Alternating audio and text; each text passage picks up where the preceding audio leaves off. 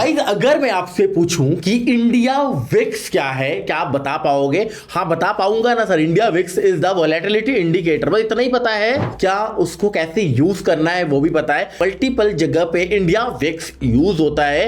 कैसे उसको यूज करेंगे, क्या बेनिफिट्स है उसके, क्या वो किसी काम का भी है या बेकार है, कुछ काम नहीं आता है, बिल्कुल डिटेल में समझेंगे। ऑप्शन बायर हो तो आपके लिए वो क्या जरूरी, क्यों जरूरी है। ऑप्शन सेलर हो तो क्यों जरूरी है। और अगर स्टॉक्स में स्विंग ट्रेडिंग करते हो तो क्यों जरूरी है, बिल्कुल डिटेल में समझेंगे। लेकिन उससे पहले उनके लिए जिनको पता ही नहीं है what is the India VIX. देखिए अगर आप अभी तक चैनल को सब्सक्राइब नहीं किए हो तो कर लेना। आने वाले टाइम में जो वीडियोस मिलने वाले हैं, जो कंटेंट मिलने वाला है नेक्स्ट लेवल भाई, सारे कंटेंट अलग लेवल के होंगे। जो पॉडकास्ट, जो गेस्ट होंगे वो लिटरली आपको कुछ अमेजिंग सिखा के जाएंगे। और मेरा मानना है कि पढ़ाई लिखाई सब कुछ जरूरी है, लेकिन अगर आपके पास स्किल्स नहीं है, आपके पास कोई एक एक्स्ट्रा स्किल नहीं, तो आप लाइफ में कुछ नहीं कर सकते हो। तो एक्स्ट्रा स्किल कुछ होना चाहिए। ट्रेडिंग करते हो नहीं करते हो, इन्वेस्टिंग करते हो नहीं करते हो, अगर आपके अंदर ये स्किल्स हैं, अगर आप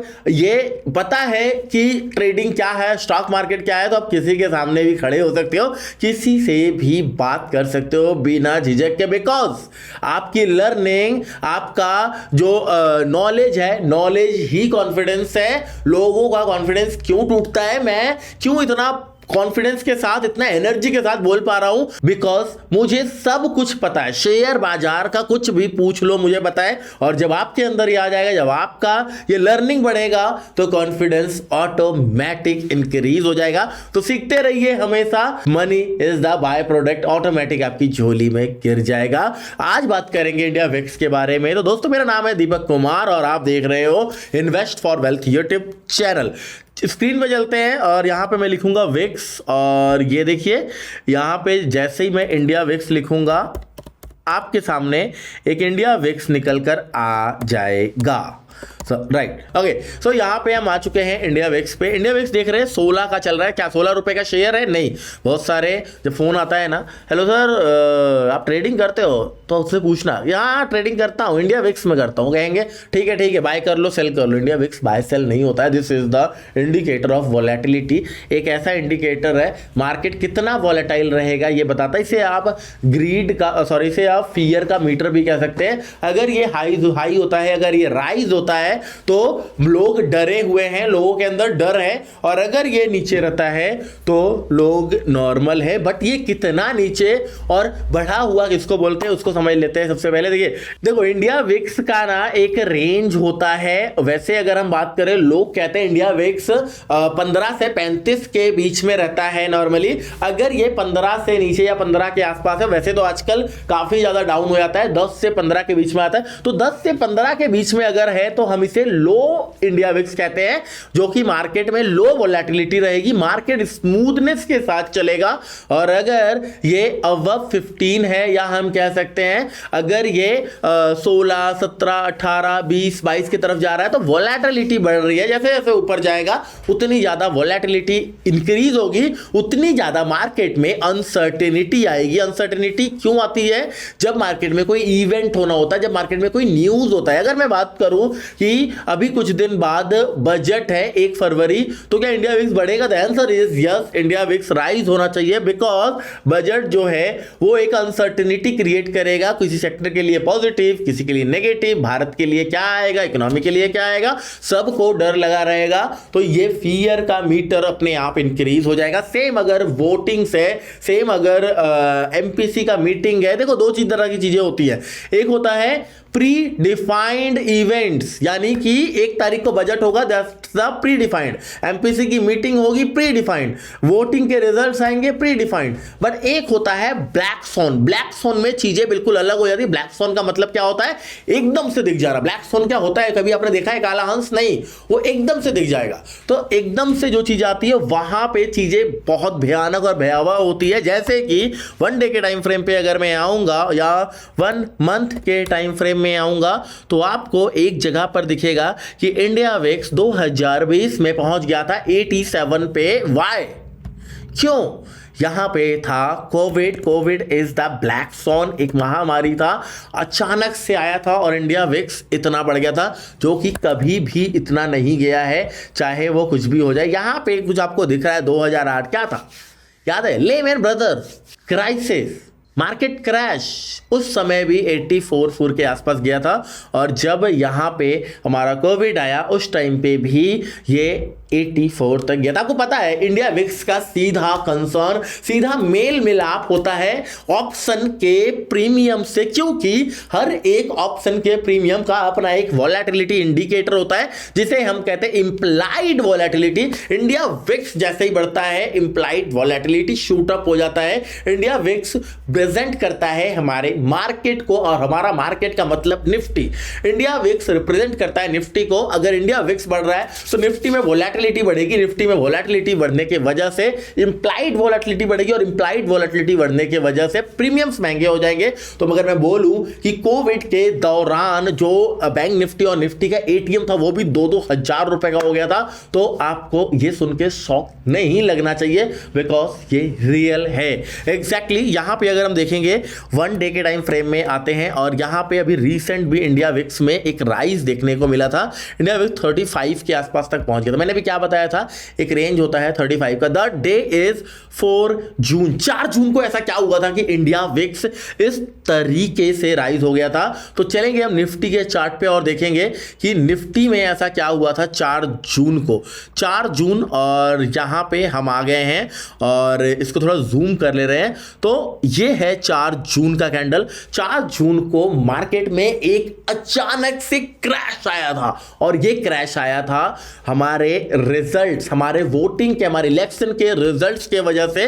बिकॉज एक दिन पहले बीजेपी के जो सीट्स दिख रही थी वो ऐसा हाइप क्रिएट किया गया था कि अब की बार 300 पार, लेकिन जब 4 तारीख को नजारा निकला, जब 4 तारीख को रिजल्ट आया, द रिजल्ट इज ऑपोजिट, कुछ अलग ही था, बल्कि 200 कुछ के लिए भी लड़ाई हो रही थी। सो इंडिया विक्स एकदम से राइज किया। अब आप बोलोगे मतलब इंडिया विक्स राइज करता है तो मार्केट गिरता है, या मार्केट गिरता है तो इंडिया विक्स राइज करता है? तो इसको आप बिल्कुल भी मत कंपेयर करना। इंडिया विक्स के बढ़ने से या घटने से मार्केट के गिरने का कोई कंसर्न नहीं है। जब तक आप ये देखोगे कि इंडिया विक्स बढ़ेगा तो मार्केट गिरेगा, तब तक मार्केट गिर चुका होगा। बिकॉज मार्केट गिरने पे इंडिया विक्स बढ़ता है या इंडिया विक्स बढ़ने से मार्केट गिरता है, ये मुर्गी आया या अंडा आया वाला खेल है। लेकिन हाँ, इंडिया विक्स के बढ़ने से आप ये अंदाजा लगा सकते हो कि मार्केट में तगड़ी वोलेटिलिटी है। अभी अगर हम देखेंगे हुआ क्या था, 3 तारीख को अगर हम देखें ना तो मार्केट एक बड़ा गैप अप किया था और ऊपर गया था। कितना गैप अप था ये अगर हम देखेंगे तो निफ्टी का जो गैप अप पॉइंट था 785, यहां पे एएमडी क्रिएट हुआ था। एएमडी होता है बेसिकली एक्यूमुलेशन, मैनिपुलेशन और डिस्ट्रीब्यूशन। एक्यूमुलेट होता है, नीचे एक्यूमुलेट हुआ, यहां पे मार्केट में एक्यूमुलेट किया, बाइंग की गई और मैनिपुलेट किया गया, एक लेवल पे जाके मैनिपुलेशन हुई और वहां पे बहुत तगड़े लेवल का डिस्ट्रीब्यूशन हुआ, और वही दिखा रहा है ये 4 तारीख का चार्ट।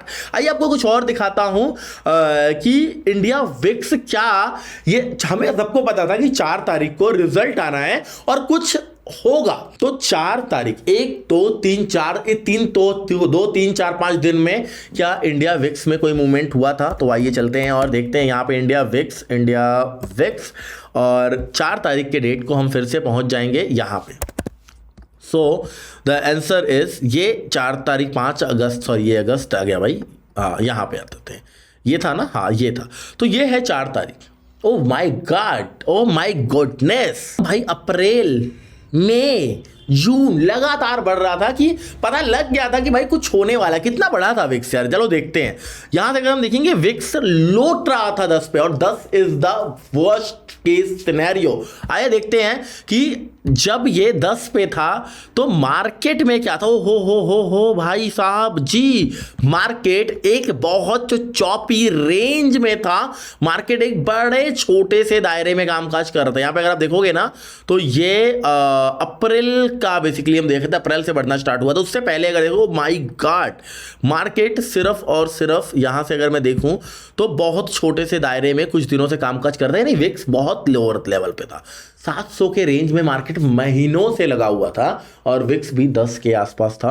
विक्स जब शूट अप होना शुरू हुआ, मार्केट में एक क्रैश आना शुरू हुआ। यहाँ पे देखिए ऊपर टॉप लेवल से मार्केट नीचे आता है, फिर ऊपर जाता है, लेकिन विक्स बढ़ रहा था बिकॉज एक अनसर्टेनिटी आने वाली थी वोट्स की। तो जब भी अनसर्टेनिटी आने वाली होगी मार्केट क्या करेगा, विक्स क्या करेगा, विक्स पुश होगा, विक्स ऊपर जाने की कोशिश करेगा। तो अभी यहाँ पे कुछ दिन के बाद हमारा बजट है, बट विक्स भैया उस तरह से नहीं दिख रहा है। चलिए आइए देखते हैं क्या नहीं दिख रहा है। पिछले अगर मैं देखूं तो अप्रॉक्स 3 जनवरी के महीने में, एक महीना पहले विक्स था 13 पे, अभी विक्स है 16 पे। उस तरह की वॉलेटिलिटी नहीं है, लेकिन हाँ 30% के अराउंड तक का विक्स राइज हो चुका है। 1-2 दिन में और आपको बढ़ता हुआ मिल जाएगा। तो एक मैं आपको बता दिया कि विक्स से क्या समझ में आता है। वीडियो थोड़ा लंबा हो रहा है बट मैं बहुत डिटेल एनालिसिस कर रहा हूँ, है ना, बहुत कुछ समझाने की कोशिश कर रहा हूँ, आपको सिखाने की कोशिश कर रहा हूँ कि विक्स के बारे में आप सब समझ जाओ। अब अगर विक्स 9 से 10 पे है, हमारे टारगेट्स कैसे होंगे, ट्रेडिंग से कंसर्न कर रहा हूँ, ट्रेडिंग से रिलेट करवा रहा हूँ। स्मॉल टारगेट बिकॉज वोलेटिलिटी कम है, विक्स बढ़ा हुआ है, टारगेट क्या होंगे, बड़े होंगे, स्टॉप लॉस भी बढ़ेगा। वोलेटिलिटी में स्टॉप लॉस कट सकता है, क्वांटिटी कम हो जाएगा, विक्स कम है, क्वांटिटी बढ़ जाएगा, टारगेट छोटे हो जाएंगे। मिल गया।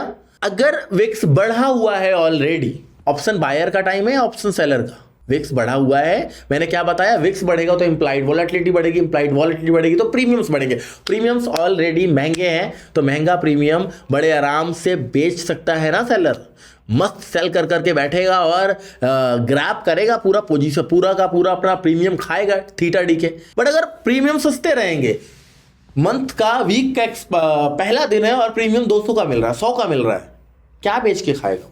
एकदम से कोई अनसर्टेनिटी आया, विक्स राइज करेगा, प्रीमियम बढ़ जाएंगे। तो अगर विक्स हाई है तो सेलर के मौज है, लेकिन बायर का रिस्क है कि अगर कुछ मोमेंटम नहीं हुआ, कुछ वोलेटिलिटी नहीं, विक्स टूट गया तो प्रीमियम्स ऑटोमेटिकली टूट जाएंगे। तो बायर्स वहां पे थोड़ा सा परेशान होता है। तो अगर विक्स लो है तो बायर्स के मौज है। तो विक्स लो था तो क्वांटिटी भी बड़ा कर सकते हैं, टारगेट छोटे लेकर आराम से निकल सकते हैं, और विक्स बढ़ा कहीं तो मजे ही मजे हैं। तो ऑप्शन सेलर खुश हो जाता है विक्स हाई पे, ऑप्शन बायर खुश हो जाता है विक्स लो पे। अब विक्स से ट्रेड कर सकते हैं क्या, this is the trading strategy. अगर मैं आपको एक बात बताऊं कि यहाँ पे अगर मैं देखेंगे, यहाँ पे हम देखेंगे अगर विक्स बढ़ा था जून महीने में, राइट, सॉरी ये अगस्त है, ये जून महीने में विक्स बढ़ा था, लेकिन दूसरे दिन क्या हुआ, 35 के बाद विक्स क्या टिका रहा। जब एक स्पाइक आता है ना, विक्स टूट जाता है। लोग क्या करते हैं, इतने ज़्यादा लोगों को पता नहीं, इतने ज़्यादा बेवकूफ़ हैं, सबसे ज़्यादा लॉसेज उस दिन खाए होंगे वो। हर मिनट में ऑप्शन बाइंग, थर्ड, जहाँ पे करना था ऑप्शन सेलिंग। जैसे ही विक्स हाई हुआ, राइज हुआ, सुबह स्ट्रैडल बना के बैठ जाओ।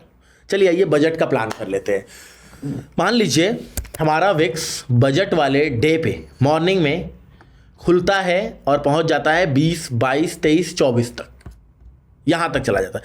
अगर तो 20 के नीचे है तो मैं उस दिन ट्रेड ही नहीं करूंगा, या करूंगा तो ऑप्शन बाइंग थोड़ा बहुत करूंगा। अगर 20 के अबव है विक्स तो मैं सेलिंग के लिए तैयार हूं। जैसे ही मार्केट खुलेगा, खुलने के साथ मैं स्ट्रैडल क्रिएट कर दूंगा, एट द मनी के कॉल और पुट भेज दूंगा। लेकिन हाँ, खुलने के साथ 9:15 पे खुला, 10 मिनट मिनिमम वेट करूंगा। बिकॉज कई बार होता है, मैंने देखा है विक्स ना इन दिनों नहीं बढ़ता है, लेकिन उस दिन पे एकदम से स्पाइक हो जाता है, तो कॉल और पुट दोनों के प्रीमियम में तेजी से जंप आने लगते हैं, तेजी से वो दोनों बढ़ने लग जाते हैं, और आपका कॉल भी बेचा हुआ लॉस देगा, पुट भी बेचा हुआ। तो 10 मिनट रुक जाना, देखना विक्स कैसा रिएक्ट करेगा। टूट गया विक्स खुलने के साथ तो ट्रेड मत करना उस दिन, खत्म। लेकिन अगर विक्स टिका रहा और बढ़ता गया, बढ़िया बात है, 10 मिनट के बाद आप कॉल पुट दोनों बेच के बैठ जाना। 11, साढ़े 11 बजे तक वो पोजीशन स्क्वायर ऑफ कर लेना, या आप कर सकते हो जिस साइड मार्केट गया उस साइड का पोजीशन काट दो। अगर ऊपर गया तो कॉल काट दो, नीचे गया तो पुट काट दो और बैठ जाओ। एक आपका लेग जीरो होना ही होना है। एंड मैं देखता हूं कि उस दिन कोई एक्सपायरी तो नहीं है, मजा है नहीं, अब तो मंथली एक्सपायरीज हो गई हैं यार, और उस दिन शनिवार का दिन है तो ऐसे कुछ एक्सपायरी नहीं है, बट हाँ आप कुछ इस तरीके से प्लान कर सकते हो। तो विक्स बढ़ा है तो सेलर के मजे, विक्स घट है तो बायर्स के मजे। विक्स क्या है मैंने मोटा मोटा समझा दिया। कोई भी डाउट या कोई भी क्वेरी आपके दिमाग में है तो एक बार आप मेरे से पूछिए कमेंट बॉक्स में। मैं दीपक कुमार वादा करता हूं आपको मैं रिप्लाई करूंगा। मैं दीपक कुमार आपके सपनों को सपोर्ट करता हूं। मिलते हैं किसी और वीडियो में, जब तक के लिए जय हिंद जय भारत।